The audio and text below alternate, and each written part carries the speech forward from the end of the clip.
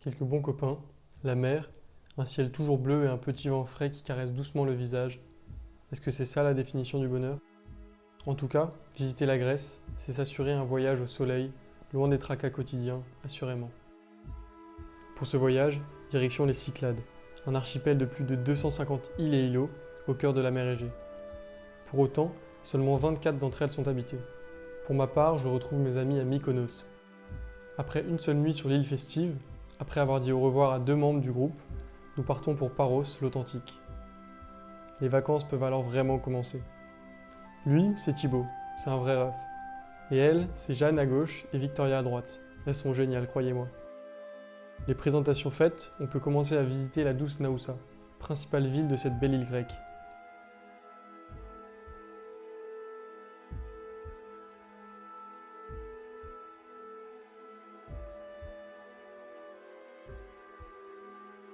Tout est blanc, c'est un régal pour les yeux, et s'y promener est tellement agréable.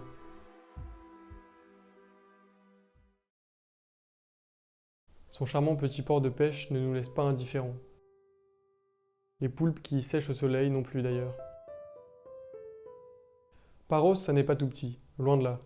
Avec ses 193 km², il y a de nombreux endroits à explorer. On décide de se baigner et de profiter de la mer sur la plage de Kolim-Pitré et ses nombreuses criques, non loin de Naoussa. Son eau cristalline et chaude est un délice.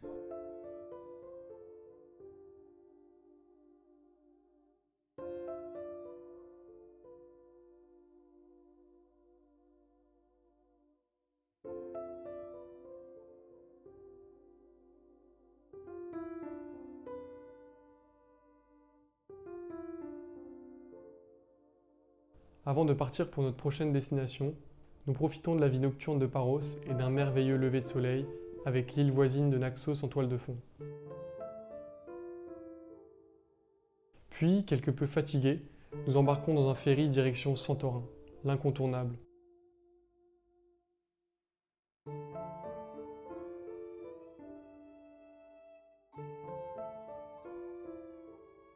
Arrivé sur ce bout de roche volcanique si connu, c'est à son extrême sud que nous décidons de poser valise, sur la plage de sable noir de Périvolos. Après un après-midi détente et une grosse nuit, commence alors une longue journée. On est excité de découvrir ce trésor méditerranéen, on l'a si souvent vu en photo. Y être enfin, c'est quelque chose. D'abord, nous nous rendons à Pyrgos, petit village entouré de vignobles situé sur une colline au centre de l'île.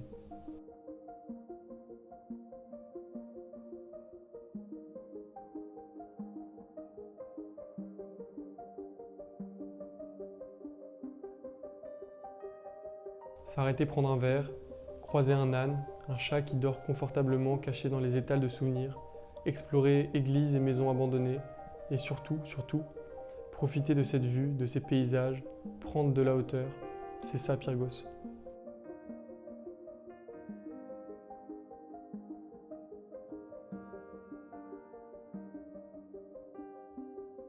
Santorin, c'est de la roche volcanique, souvent noire. C'est des maisons blanches immaculées perchées à des centaines de mètres en haut du cratère de la Bête.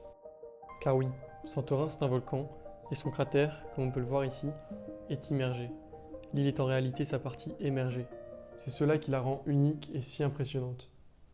Mais si des millions de touristes y viennent chaque année, c'est qu'il y a une autre raison, et elle tient en 3 petites lettres. Oya.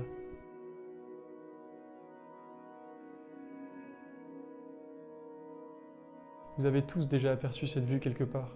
Ces dômes bleus emblématiques de Santorin surplombant l'océan. Et il faut l'admettre, ce village à l'extrémité nord de l'île est juste à couper le souffle. C'est l'un des endroits les plus représentatifs du pays.